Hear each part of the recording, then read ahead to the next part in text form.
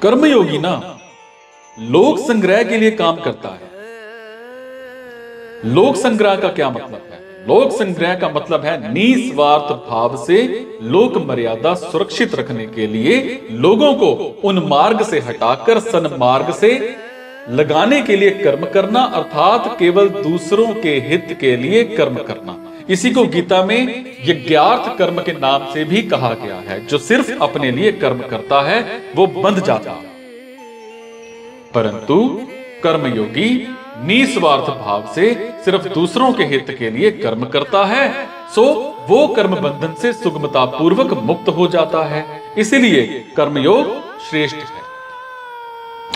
कर्मयोग का साधन हरेक परिस्थिति में और हरेक व्यक्ति के द्वारा किया जा सकता है, चाहे वो किसी भी वर्ण, आश्रम, संप्रदाय आदि का क्यों ना हो। परंतु अर्जुन जिस कर्म संन्यास की बात कहते हैं वो एक विशेष परिस्थिति में किया जा सकता है, क्योंकि तत्वज्ञ महापुरुष का मिलना, उनमें अपनी श्रद्धा होना और उनके पास जाकर निवास करना, ऐसी परिस्थिति हरेक मनुष्य को प्राप्त होनी संभव नहीं है।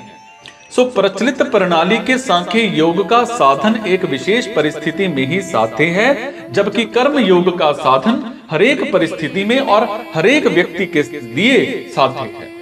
इसीलिए कर्मयोग श्रेष्ठ है। प्राप्त परिस्थिति का सदुपयोग करना कर्मयोग है।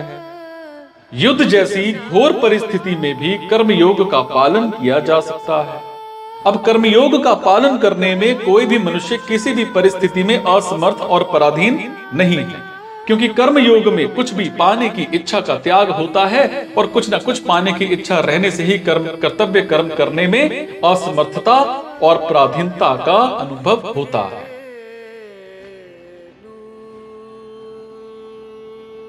कर्तृत्व भोक्तृत्व भी संसार है।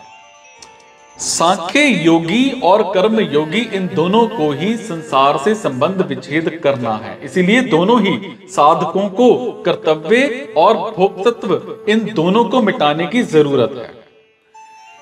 तीव्र विरागी और तीक्ष्ण बुद्धि होने से सांख्य योगी कर्तव्य को मिटाता है, और उतना तीव्र विरागी और तीक्ष्ण बुद्धि ना होने से कर्मयोगी दूसरों के हित के लिए सब कर्म करके भोक्तृत्व मिटाता है। और इस प्रकार सांख्य योगी कर्तव्य का त्याग करके संसार से मुक्त होता है, और कर्मयोगी भोक्तृत्व का त्याग अर्थात कुछ पाने की इच्छा का त्याग करके मुक्त होता है। ये नियम है कि कर्तव्य का त्याग करने से भोक्तृत्व का त्याग और भोक्तृत्व का त्याग करने से कर्तव्य का त्याग अपने आप हो जाता है। कुछ ना कुछ पाने की इच्छा से ही कर्तव्य होता है। जिस कर्म से अपने लिए किसी प्रकार के भी सुख भोग की इच्छा नहीं है वो क्रिया मात्र है, कर्म नहीं।